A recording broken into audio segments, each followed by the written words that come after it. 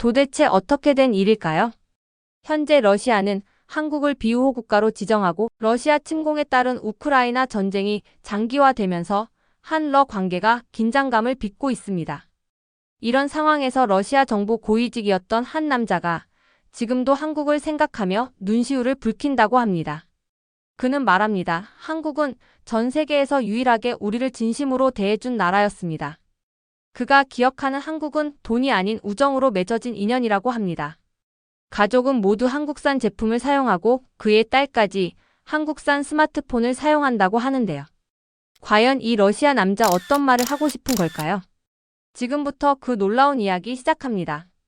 영상 시작 전 좋아요와 구독으로 더 좋은 영상 만들기 응원 부탁드릴게요. 안녕하세요. 저는 이반 드미트리예비치 코롤료프입니다. 러시아 연방에너지부 국제협력청에서 수석 고문으로 오랜 세월을 보내고 지금은 모스크바 국립대학교에서 젊은 학생들에게 제가 경험한 세상을 가르치는 객원 교수로 지내고 있습니다. 제 나이 59세 흰머리가 늘어가는 이 시점에도 가끔 잠에서 깨어 눈을 감으면 차가운 모스크바의 겨울 속에서 유일하게 따뜻했던 기억이 떠오릅니다. 그건 바로 한국이라는 나라와의 인연입니다. 한국은 전 세계에서 유일하게 우리를 진심으로 대해준 나라입니다. 이 말은 제 가슴 깊이 새겨진 고백이에요. 수십 년간 냉정하게 국익만을 쫓던 관료로서 감정이란 사치라고 믿었던 저에게 한국은 얼어붙은 마음을 녹인 단 하나의 불빛이었습니다. 오늘 그 이야기를 여러분과 나누고 싶습니다. 1990년대 중반 소련 붕괴의 여파로 러시아는 어둠 속에 잠겨 있었습니다. 루브라는 휴지 조각이 되었고 모스크바의 거리에는 절망이 매서운 바람처럼 휘몰아쳤어요. 한국에서 빌린 거액의 차관을 갚을 돈이 없던 우리는 다른 방법의 제안을 꺼냈습니다. 현금 대신 러시아의 최첨단 무기로 빚을 상환하자는 거였죠. 그게 바로 불곰 사업의 시작이었어요. 처음엔 믿기 힘들었어요. 미국의 동맹국인 한국에 우리 무기를 준다고? 동료들은 걱정 섞인 눈초리로 서로를 바라봤고 저도 마음 한구석이 불안했죠. 하지만 1995년 모스크바 외곽의 군사기지에서 한국 대표단을 만난 순간 모든 의심이 녹아내렸습니다.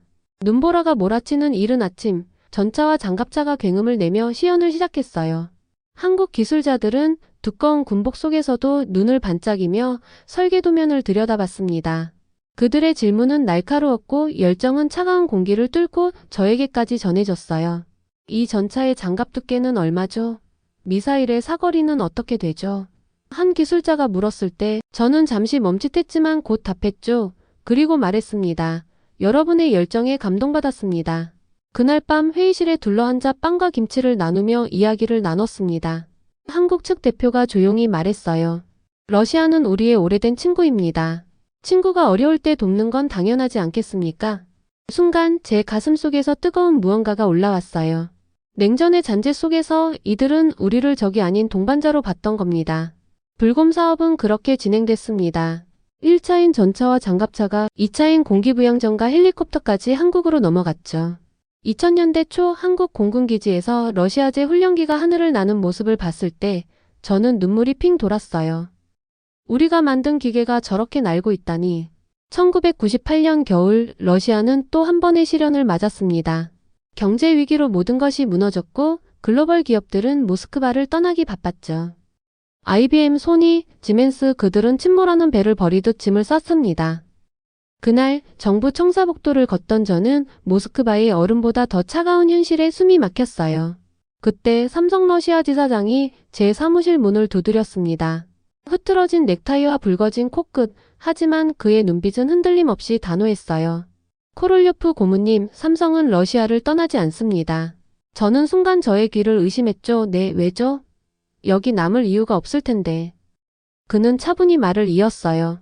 러시아에서 계약한 협력업체가 우리에게 5천만 달러를 빚졌습니다. 못 받아도 괜찮아요. 건물을 담보로 잡았지만 빼앗을 생각은 없습니다. 우리가 원하는 건 이들과 함께 다시 일어서는 겁니다.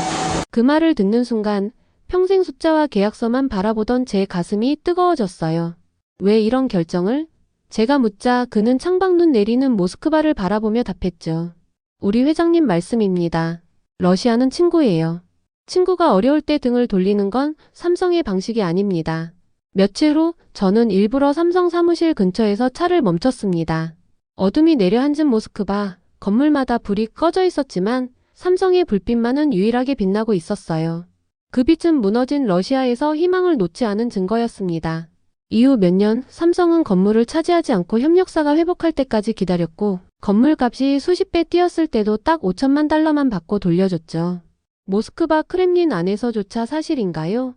진짜냐고요? 라며 소동이 일었을 정도였습니다. 그날부터 삼성은 러시아 관리들 사이에서 전설이 됐어요. 2000년대 후반 저는 에너지부에서 더 큰 역할을 맡았습니다. 러시아는 천연가스 강국, 한국은 제조업 강국. 두 나라의 운명은 맞물려 있었죠. 2010년 봄 서울에서 가즈프롬과 한국가스공사 간 협상이 시작됐습니다. 저는 비행기 창밖의 시베리아 설원을 보며 생각했어요. 이번엔 에너지로 이어지는 인연이구나. 첫 회의 날 긴장감이 회의실을 감쌌습니다. 파이프라인을 통해 북한을 거쳐 가스를 보낼지 LNG로 운송할지. 한국 측 대표가 유창한 러시아어로 말했어요. 우리는 싸게 사고 싶지 않습니다. 정당한 가격을 원합니다. 그 순간 정적이 흘렀고 가즈프롬 임원이 저를 보며 속삭였죠. 이 사람들이 진짜인가? 저는 미소로 답했어요. 진짜예요. 한국은 신뢰로 협상합니다. 밤늦게까지 이어진 협상 끝에 우리는 30년 장기 LNG 계약에 합의했습니다. 서명하는 순간 손이 떨렸고 박수가 터져나왔어요. 그날 저녁 서울의 러시아 식당에서 보르시와 샤슬릭을 앞에 두고 건배를 했습니다. 한국 임원이 잔을 들며 말했죠. 이 협력은 우정의 또 다른 시작입니다. 잔이 부딪히는 소리 속에 저는 그들의 진심을 다시 한번 느꼈습니다. 2013년 사할린에서 한국행 LNG 운반선을 봤을 때 그때의 감동이 되살아났어요. 하얀 수증기 속에서 러시아 가스가 한국의 불을 밝히고 있었습니다. 그러던 중에 90년대 중후반부터 서서히 메이드 인 코리아 제품들이 등장하기 시작했습니다. 처음엔 우리에게도 생소했어요. 한국 제품은 서방 것만큼 비싸지 않으면서도 품질이 괜찮다는 소문이 돌았습니다. 가전제품 매장에 가보면 일본 소니나 파나소닉 TV 옆에 삼성이나 골드스타 TV가 진열되어 있었는데 가격은 약간 저렴한데 화질이나 성능은 별로 뒤떨어지지 않았거든요. 제가 결혼하고 첫 신혼살림을 차릴 때 텔레비전을 무엇으로 살까 고민하다가 러시아 동료 한 명이 한국산 삼성 TV 한번 써봐. 우리 집도 샀는데 꽤 좋아. 라고 추천해줬어요. 그래서 저는 원래 좋은 감정도 있으니 삼성으로 골랐습니다. 막상 집에서 사용해보니 채널도 잘 나오고 고장 없이 오래 썼어요. 그때 느꼈죠. 아, 한국 제품 괜찮구나. 잘 샀다. 이런 경험들이 러시아 곳곳에서 쌓여갔습니다. 제 친구 하나는 2000년대 초에 자동차를 바꾸면서 고민이 많았어요. 독일 차는 좋지만 비싸고 러시아 차는 싸지만 성능이 아쉽고 중국 차는 좀 신뢰가 안 간다. 그때 제가 한국 현대차도 한번 봐 라고 권유했습니다. 마침 현대자동차가 러시아 시장에 적극 진출하던 시기였거든요. 제 친구는 모스크바의 딜러샵에서 현대 소나타를 시승해보고 마음에 들어 했습니다. 결국 그 차를 샀는데 몇 달 뒤 만나서 물어보니 아주 만족한다고 하더군요. 겨울에 시동도 잘 걸리고 운전감도 좋고 무엇보다 큰 고장 없이 유지비가 적게 든다고 했어요. 그는 웃으며 이제 주위 사람들한테 한국 차 좋다고 내가 광고하고 다닌다니까 라고 말했습니다. 실제로 2010년대에 들어서면서 현대, 기아 등 한국 차들은 러시아에서 큰 사랑을 받았습니다. 길거리에서 흔히 보이는 외제차 브랜드가 됐죠. 반면 그 무렵 보여진 몇몇 중국 차들은 가격은 저렴했지만 품질 면에서 혹독한 평가를 받기도 했습니다. 러시아 인터넷 자동차 동호회에서 어떤 유저는 이런 농담을 했어요. 중국 차는 사서 내가 직접 조립 마무리해야 돼. 나사 몇 개 빠진 채로 나오거든. 이 말에 많은 사람들이 웃으며 공감하곤 했죠. 반면 한국 차에 대해서는 가격 대비 성능 최고, 러시아 추위에도 문제없음 같은 호평이 많았습니다. 스마트폰과 전자제품 시장에서도 비슷한 일이 벌어졌습니다. 제 첫 휴대전화는 90년대 말에 산 노키아였지만 2010년대에 들어 처음 스마트폰을 장만할 땐 삼성 갤럭시를 선택했어요. 제 주변에는 값싼 중국산 스마트폰을 써본 이들도 있었는데 종종 배터리가 빨리 닳거나 고장이 잦아 실망하는 경우를 봤습니다.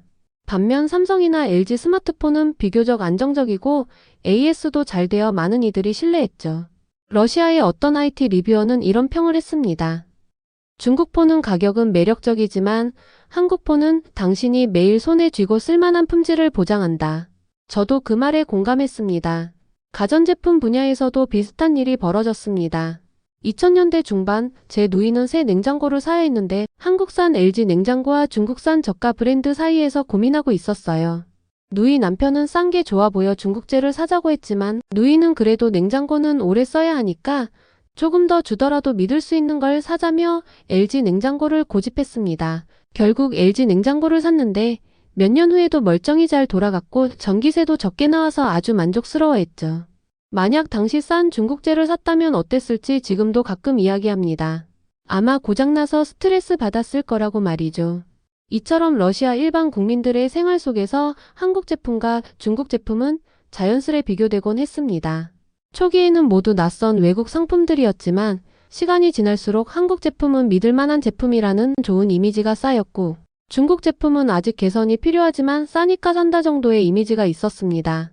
물론 최근 들어 중국 기업들도 품질을 많이 향상시켜서 평가가 좋아진 부분도 있지만 저의 세대, 특히 90년대와 2000년대 경험을 한 사람들에게 한국 브랜드에 대한 신뢰는 상당히 깊게 자리 잡았습니다. 그래서 요즘도 마트에서 전자제품을 살 때 한국산 브랜드를 보면 왠지 모르게 반갑고 한편으론 자부심마저 든답니다.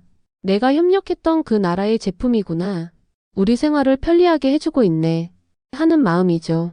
경제와 기술 협력에 이어 2000년대 이후에는 한국의 문화 콘텐츠, 이른바 한류가 러시아에도 서서히 알려지기 시작했습니다.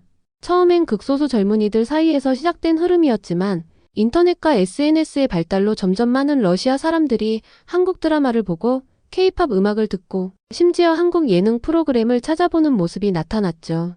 저 같은 기성세대는 조금 뒤늦게 그 변화를 알게 되었는데요. 제 개인적인 경험들을 통해 러시아 국민들이 한국 문화에 어떻게 반응했는지 이야기해 드릴게요. 2000년대 중반 어느 날 집에서 쉬고 있는데 거실 TV에서 아내가 낯선 드라마를 보고 있었습니다. 화면에 한국 배우들이 한국어로 대사를 하고 있었는데 러시아어 자막이 달려 있더군요. 저는 호기심에 다가가 이게 무슨 영화야? 하고 물었습니다. 아내가 눈을 반짝이며 대답했어요. 영화 아니고 한국 드라마예요. 제목이 대장금이라던데 조선시대 궁중요리사 이야기래요. 저는 놀랐습니다. 아내가 러시아 드라마도 아닌 한국 드라마를 그렇게 몰입해서 보고 있다니. 그런데 곧 저도 옆에서 보다 보니 흥미가 생기더군요. 외국의 역사극인데도 이상하게 정서가 통하는 부분이 있었어요. 가족과 의리, 노력으로 역경을 이겨내는 주인공의 모습 등이 우리 러시아 정서와 맞닿아 있다는 느낌이었습니다.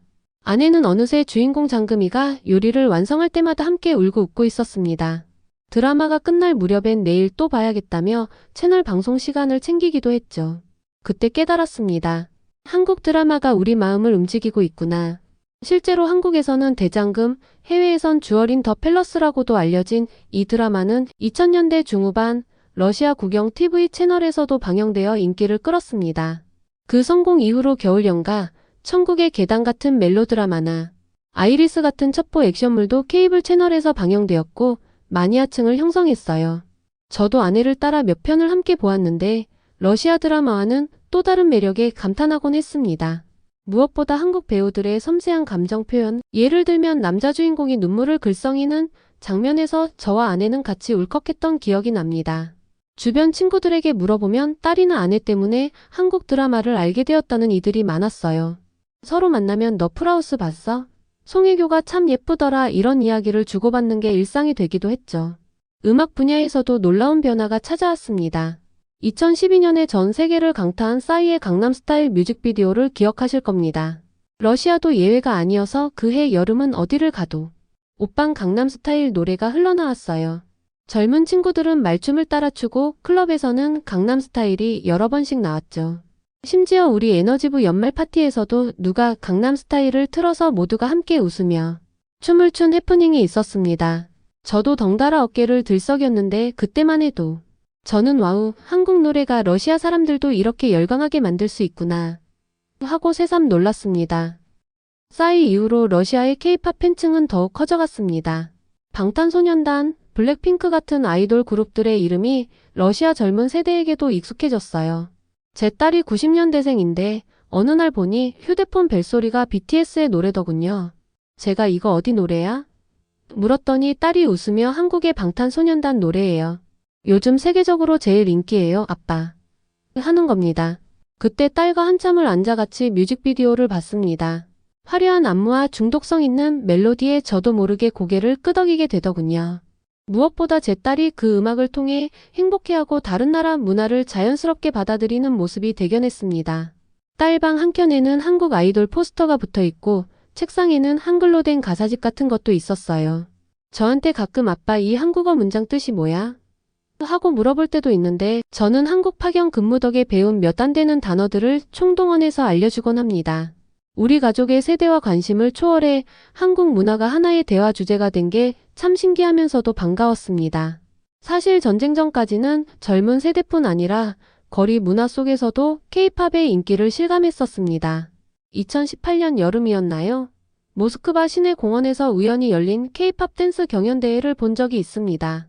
무대 위에 오른 러시아 청소년들이 한국 아이돌의 곡에 맞춰 안무를 완벽하게 소화해내는데 구경하던 사람들이 열광적으로 환호하더군요. 저는 잠시 멍해진 채 그 광경을 지켜봤습니다. 러시아의 공원 한복판에서 한국 음악에 맞춰 모두 하나가 되는 모습은 참으로 인상적이었습니다. 그 순간 문화의 힘과 젊은 세대의 열정을 느끼며 뭉클해졌던 기억이 납니다. 그 모습을 보며 저는 시대가 참 많이 변했다 느꼈습니다. 과거엔 러시아에서 미국이나 유럽 대중문화 이야기를 주로 했는데 이제는 아시아의 한국 문화도 당연히 함께 소비되는 시대가 온 겁니다. 그리고 빼놓을 수 없는 것이 한국 음식에 대한 관심입니다. 사실 러시아에는 오래전부터 고려인이라고 부르는 한인, 동포분들이 가져온 한국식 식문화가 일부 자리 잡고 있었어요.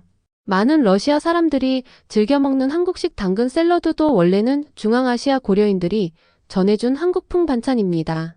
매콤달콤한 당근채 무침 요리는 소시지나 빵과 곁들여 먹기 좋아서 소련 시절부터 인기를 끌었거든요. 그래서 한국 음식이라 하면 저는 한때 그 당근 샐러드와 김치를 먼저 떠올렸습니다. 한국과 교류가 깊어지면서 이제 러시아에서도 정통 한국 요리를 맛볼 기회가 많아졌습니다.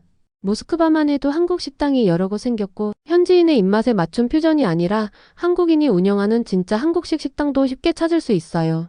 제가 가장 기억에 남는 한국 음식 경험은 2011년경 한국 출장 중에 현지 직원의 초대로 간 서울의 어느 작은 식당에서였습니다. 거기서 저는 비빔밥과 불고기 그리고 김치찌개를 처음 제대로 맛봤습니다. 특히 김치찌개의 얼큰하고 깊은 맛은 정말 잊을 수가 없어요. 한국 동료가 좀 맵지 않으세요?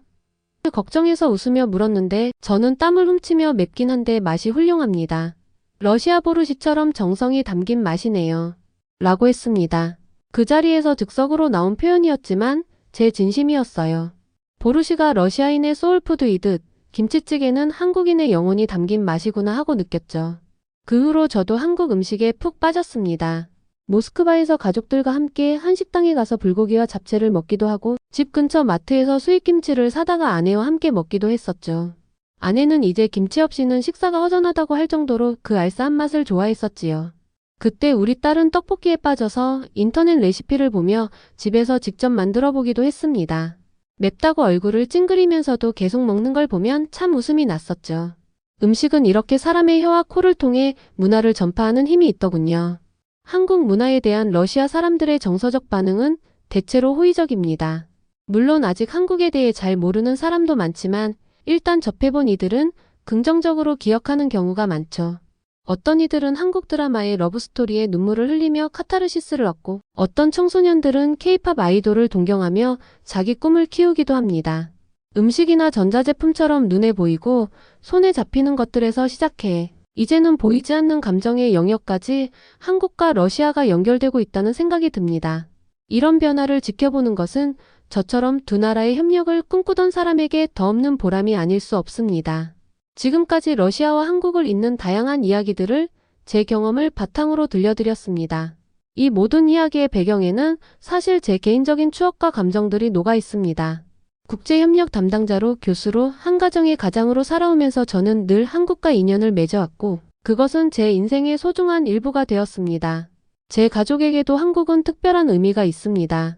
아까 이야기한 제 딸은 K-팝을 계기로 한국어에 관심을 가지더니 대학에서 부전공으로 한국학을 선택했습니다. 언젠가 딸이 그러더군요. 아빠 나 다음 방학 때 한국에 여행 가볼까 해요. 친구들이랑 같이요. 저는 내심 감격했습니다. 제가 젊었던 시절엔 상상도 못했던 일이거든요. 제 자식이 스스럼 없이 한국을 여행하고 싶어하는 시대가 왔다는 게요. 그래서 흔쾌히 허락하며 용돈도 두둑이 쥐어주었지요. 딸아이는 한국에 가서 서울, 부산 같은 도시를 돌며 아주 즐거운 시간을 보내고 왔습니다. 돌아와서는 제게 고마워하며 선물도 줬어요.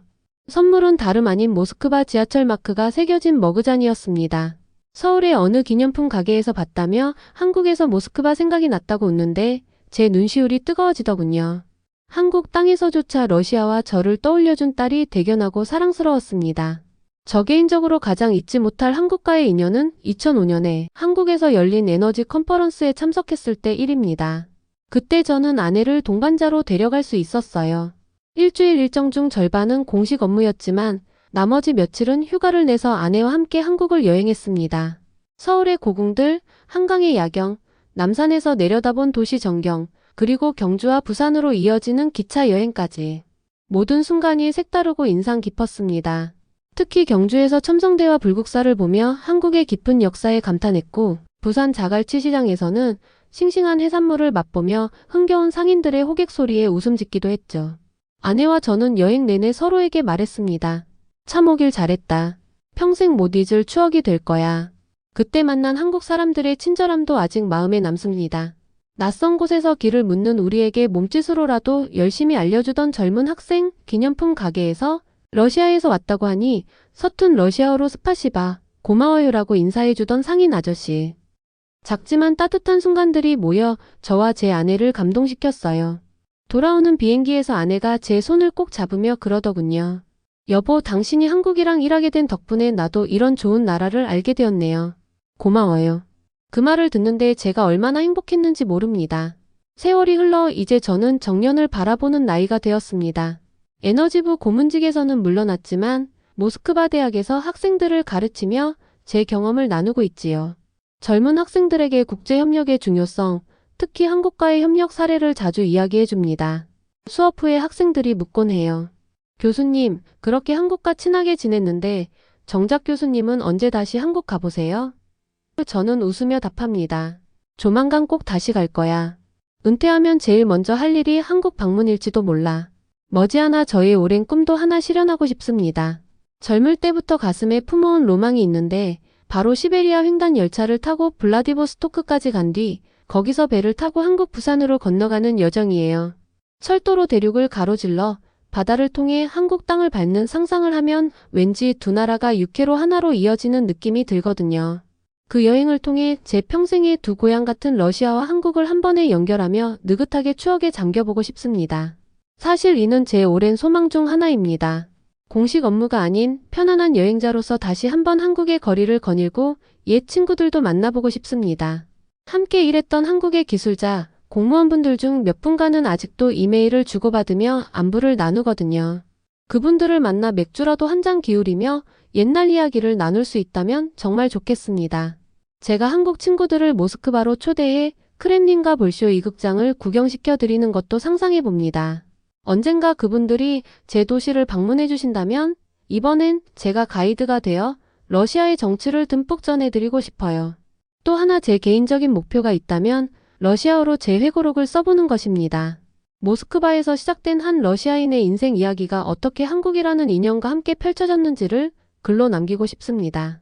그리고 그 책이 완성되면 꼭 한국어로도 번역해서 한국의 친구들에게 선물로 전하고 싶어요. 제가 겪은 이야기들을 통해 두 나라 국민들이 서로 조금 더 이해하고 가까워질 수 있다면 그것만큼 보람된 일도 없을 테니까요. 마지막으로 제 마음 한구석에 자리한 희망을 나누며 이 긴 이야기를 맺으려 합니다. 저는 러시아와 한국이 앞으로도 계속 서로에게 좋은 친구로 남길 바랍니다. 2022년 전쟁과 제재로 한국과의 관계가 흔들렸습니다. 한국 기업들이 철수하고 마트에서 도시락 라면과 초코파이가 사라졌을 때 저는 상실감에 멍하니 서 있었죠. 하지만 저는 믿습니다. 이건 끝이 아니라 잠시 멈춘 것일 뿐이라고. 1998년 한국과 삼성의 불빛이 어둠 속에서 꺼지지 않았든 한국과의 우정도 결코 꺼지지 않을 거예요. 며칠 전 학생이 물었어요. 교수님, 다시 한국과 손잡을 수 있을까요? 저는 눈 내리는 모스크바를 보며 대답했죠. 가능성은 언제나 있습니다. 진심은 정치보다 오래 남으니까. 한국은 러시아를 진심으로 대해준 유일한 나라였고 그 진심은 어떤 강한 바람도 꺼뜨릴 수 없습니다.